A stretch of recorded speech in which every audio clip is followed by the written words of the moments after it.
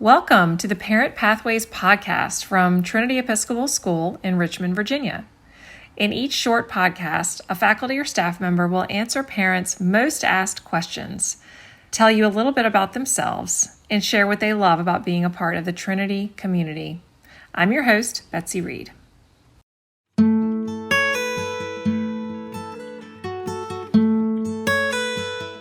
All right.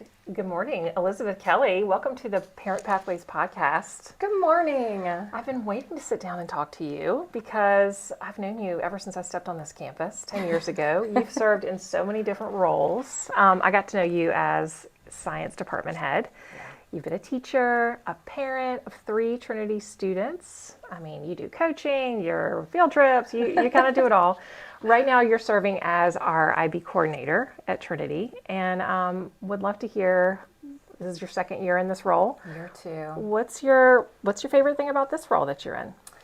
So I would say, first of all, being in the second year is fantastic, right? That first year, when everything is new and you kind of meet these deadlines, that was very taxing and exciting in its own realm. But the second year is a little bit more blissful because I can go back and maybe make some changes.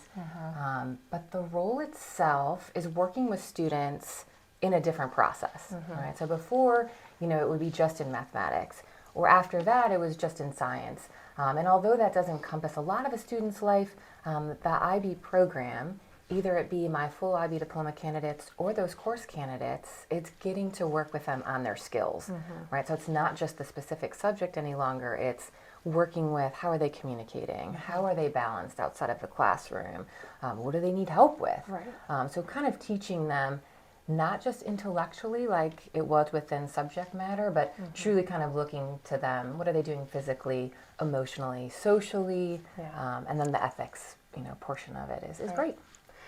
We saw a lot of that evidence with the poster series. The physics poster series yesterday was so great. Yeah. That's like your Super Bowl of It is. IB it physics. Is absolutely the Super Bowl, and it's great for those HL students, but it's even better for all the students who get to attend and faculty and staff because you get to interact with them and realize that they're normal. That's right. And that they went through the process to get there. And so for the juniors, some of them were interviewing and asking questions because they're about to begin their first independent lab. And then I think for those sophomores, they do have kind of that doughy-eyed of like, God, how can I get here? Yeah. And then the freshmen are just fun running around. I think a lot of them were taking selfies with the scientists. So fun. It's a true a culmination of our greatness. I want to share with parents, maybe new parents, maybe they're thinking about programming for their students. What does it mean to be an IB World School? What does that mean to you? If you can explain it in English to parents. In English. First of all, it's an incredible benefit that some families just maybe they take it for granted. So that maybe you went through the admissions process and you heard it, but you didn't realize the umbrella. And it kind of goes back to that discussion of it's not just intellect. And so when you look at maybe how as parents we were educated when we went to high school, it was very different. So IB figured out a long time ago that students learn best when they actually get to follow their path of interest and really look at where are they creative and where can they place that creativity and that spirit. And so when students get to pick those pathways, it's really important because then that opens up the ability to learn how to think creatively, solve problems critically, and then communicate what's happening, right, what they're doing. So that's really the IB World School understanding. It's not just about the I and the B in front of the class.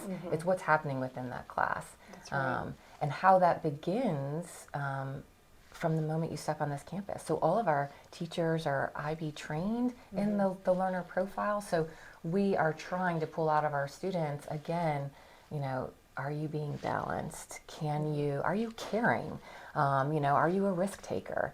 So there's a lot of attributes that we really as educators try to pull out of those kids. And nowadays, so many things are cross-curricular, and so understanding that within your subject matter, it's great to learn and be successful within that subject, but when you get hired, these employers these days are like, okay, you did physics, but can you also communicate? Can you also pull in anything, from that outside the world. What's happening in Europe? How does your findings affect what's going on in another country? So, which is why I thought the poster series is so cool, because you go down there and not only do you get to see these experiments, sort of how they work, but the students have to do sort of a spiel, and there's public speaking, and there's design involved in their poster, and there's just all kinds of cool stuff integrated together.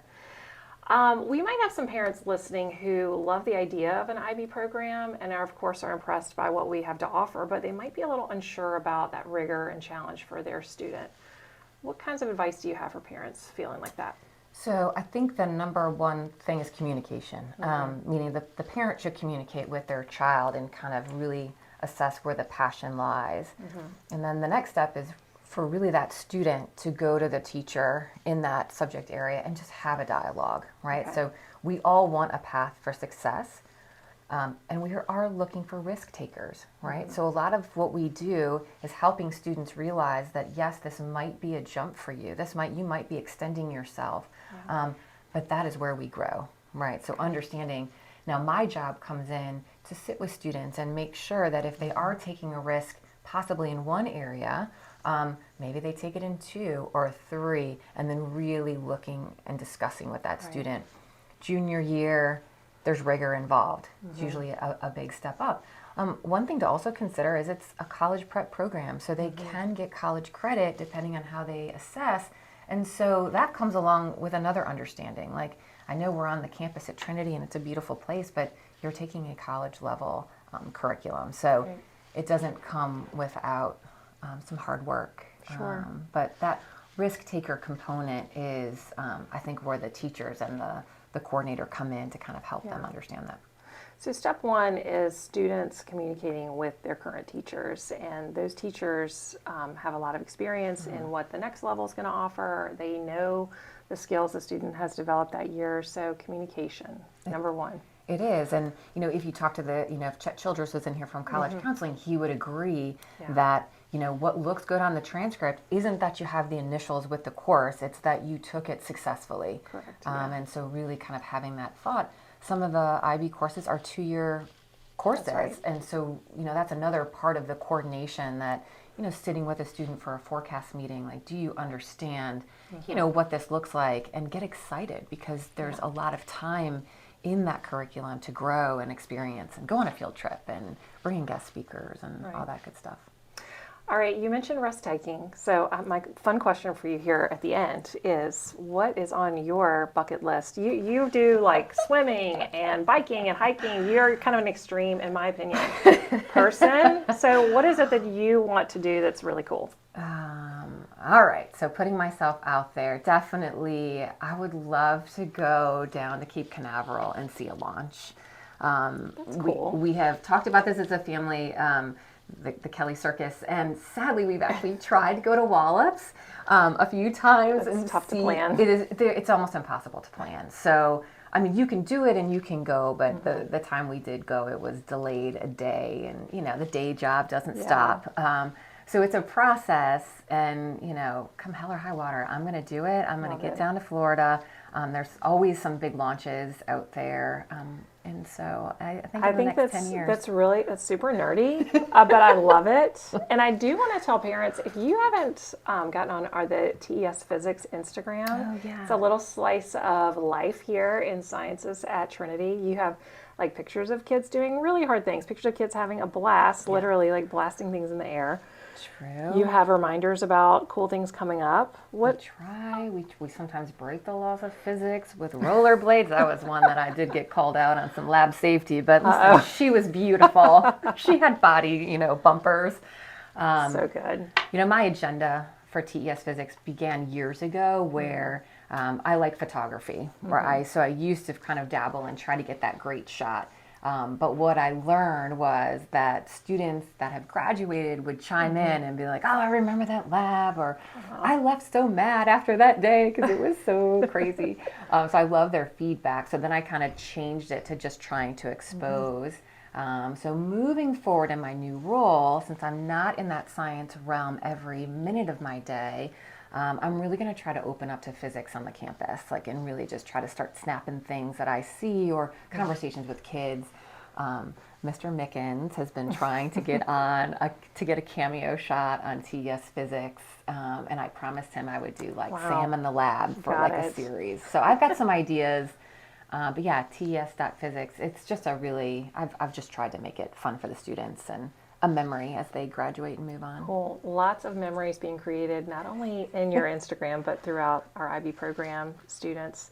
Thanks for your hard work. I know parents who have questions, they just need to give you a call or email.